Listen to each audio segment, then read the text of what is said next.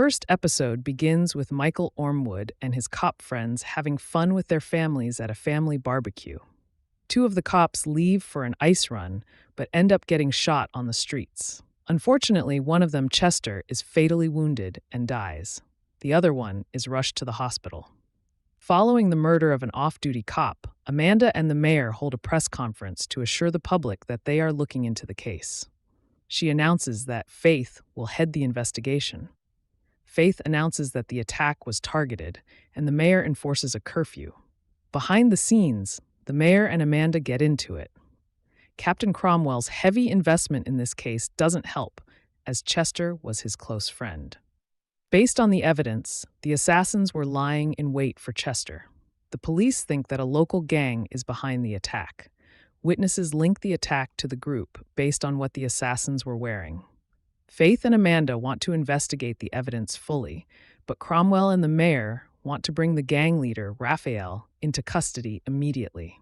Unfortunately, Faith is outdone, since Cromwell already sent cars to Raphael's house. By the time Faith gets there, the police and Raphael are at an impasse. Raphael refuses to surrender or leave his house. When Faith makes contact through a call, he demands to speak only to Will Trent.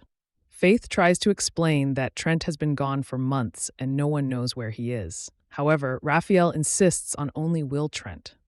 Speaking of Trent, he is leading a quiet life in Tennessee with his beloved dog, Betty. He is working as a private detective, mostly catching cheating spouses. However, his idyllic, quiet life is cut short by Amanda's impromptu visit. She has been secretly stalking him and was giving him space until two cops ended up shot in the streets, and the main suspect insists on talking to Trent only.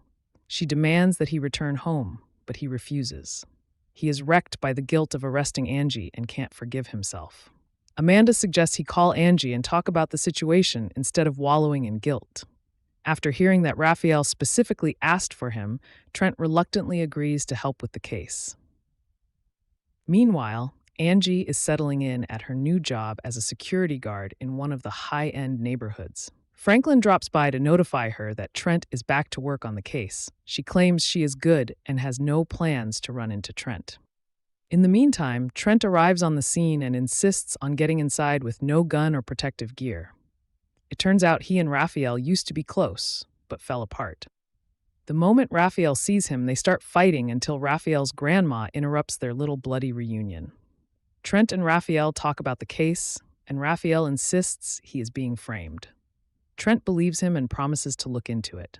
Raphael saved Trent in the past and feels he is owed.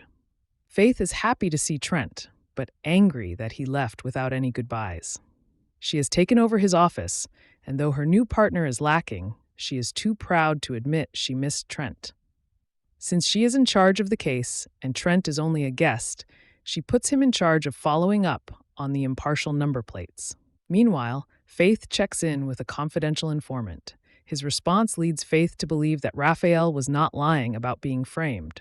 On the other hand, Ormwood stumbles upon Faith's CI's side hustle of stealing cars. Following a lead from Faith's new partner, Trent finds the stolen car used in the shootout.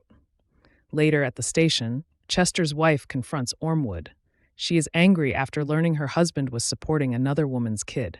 She believes that Ormwood knew, but he didn't. However, he promises to look into it. Later, he visits Angie and tries to convince her to talk to Trent since he is in bad shape. After a long day, Trent returns to his house, but Nico is too angry to welcome him back. Being in the house triggers a lot of Angie's memories for Trent. The next day, Trent learns that Chester was supposed to meet someone that day at a local restaurant.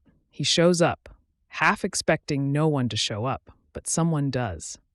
It turns out that Chester was to meet with a female lawyer from the district attorney's office.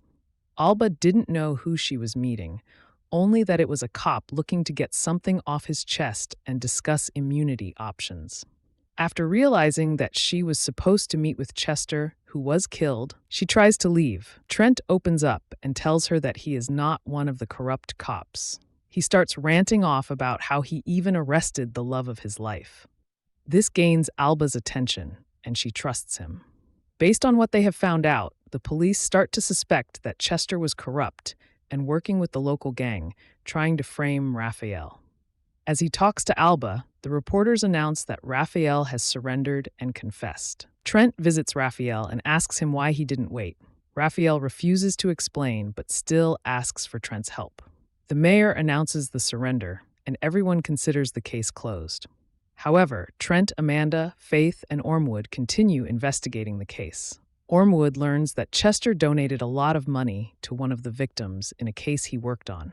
The man died, but Chester continued to look after his family. Trent and Faith visit Raphael's house to get more clues. They find his laptop and realize that someone kidnapped Raphael's daughter to get him to surrender and confess.